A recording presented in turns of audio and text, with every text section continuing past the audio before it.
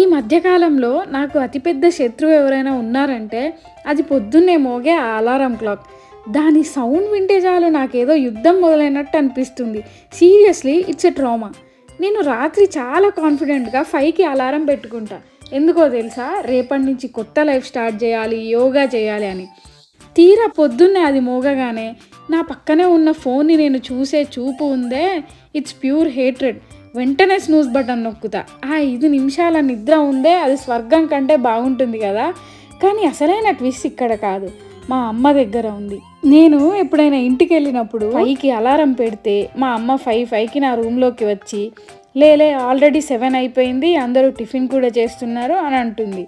నేను కళ్ళు నలుపుకుంటూ టైం చూస్తే అది ఇంకా 5:10 కూడా అయి ఉండదు. అప్పుడు నేను మా అమ్మతోని, అమ్మ ఈ టైం మ్యానిపులేషన్ టెక్నిక్ నీకు ఎవరు నేర్పారు? ఐన్స్టీన్ కూడా నీ ముందు వేస్ట్ అసలు. ఆ 2 గంటల గ్యాప్ని నువ్వు ఎలా కవర్ చేస్తావో నాకు ఇప్పటికీ అర్థం కాదు. That some next level magic you know. మీ అమ్మ కూడా ఇలాగే టైం ట్రావెల్ చేస్తుందా? అయితే కామెంట్స్లో చెప్పండి. Thank you.